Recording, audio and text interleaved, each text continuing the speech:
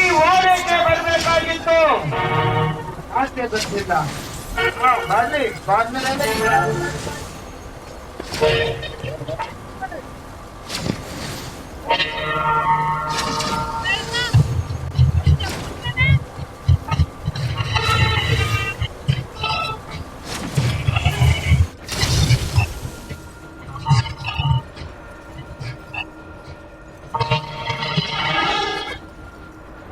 ನಮಸ್ಕಾರ ಅಪ್ಪ. ನಾನೆಲ್ಲ ಬೇಗನೆ ಬರ್ಬೇಕಂತ ಮಾಡಿದ್ರಿ ಅಪ್ಪ. ಇವತ್ತು ನಮ್ಮೂರಾಗ ದುರ್ಗಾ ಮಾತೆಯ ಜಾತ್ರೆ ನಮ್ಮ ವಿದ್ಯಾಮಂದಿರ ನಡೀತಾ ಐತ್ರಿ ಅಪ್ಪ.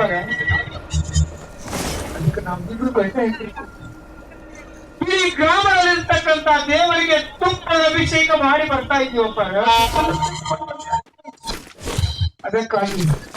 ಅದಕ್ಕಾಗಿ ಈ ವಾರಕ್ಕೆ ಹೋಗ್ಬೇಕು ಅಪ್ಪ. ನಿಜ ರುದ್ರ ನಿನ್ನ ಮಾತು.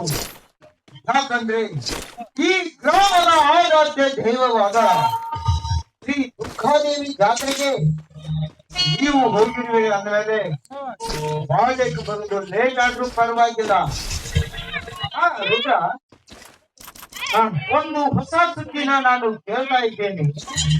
ಅದೇನಂದ್ರೆ ಊರಲ್ಲಿ ಏನೋ ಗದ್ದಲ ಎತ್ತಿದೆ ಅಂತ ಸುದ್ದಿ ಬಂದಿದೆ.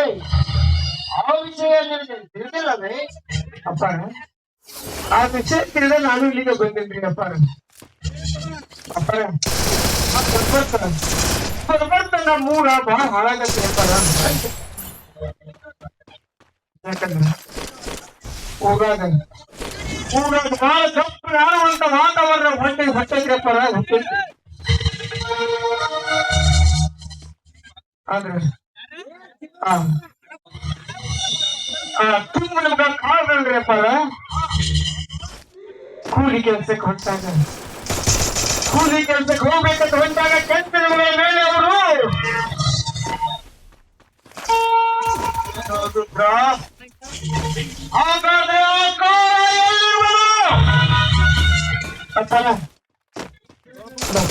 ಗ್ರಾಮದ ಜನ ಎಲ್ಲರೂ ಆ ಕಾಯ ಹಿಡಿದುಕೊಂಡು ನಮ್ಮ ಒಳಗೆ ಈ ಬಾಜಲ್ಲಿ ನಿಂತಾರೆ ಅಪ್ಪ. ಅಲ್ಲೇ ನಿಂತಾರೆ. ನೀವು ಕರೆದುಕೊಂಡು ಬಂದ್ರ ಎಲ್ಲರನ್ನು ಕರೆದುಕೊಂಡು ಬಂದರು.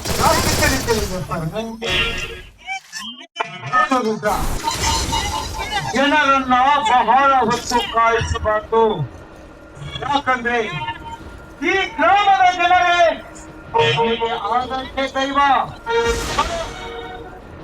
ಆ ಕಾಲ ಎಲ್ಲೇ ಇದ್ರು ಹೇಗೆ ಇದ್ರು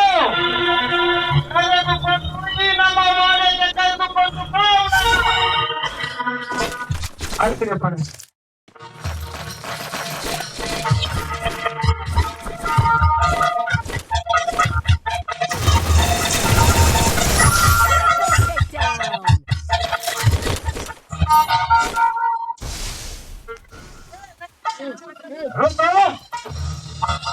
ಈ ಕಾಲ ಏನು ತಪ್ಪು ಮಾಡಿದ್ದಾನೆ ಅಪ್ಪ? ಇನ್ನೊಂದಿದೆ ಊರಾಗಿ ಕಾಳೆ ಮಾಡಿಕೊಟ್ಟೆಪ್ಪರ. ಗೋಳಿಗೆ ಉಳಿ ಹಾಕಿದ್ರಪ್ಪರ. ಮೇಲಾಗಿ ಕಳ್ಳತನೂ ಮಾಡಿದ್ರಪ್ಪರ. ಆದ್ರ ನಿಮ್ಮ ಸತ್ಯ ಮನಸ್ಸಿನಿಂದ ಬಡವ ಬದುಕೊಳ್ಳಲೆಂದ ಬಿಟ್ಟಿದ್ರಪ್ಪರ. ಆದ್ರ ಇವತ್ತು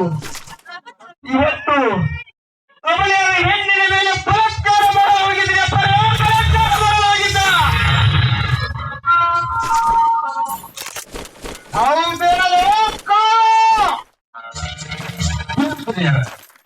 ನಾನು ಯಾವ ತಪ್ಪು ಮಾಡಿಲ್ಲ.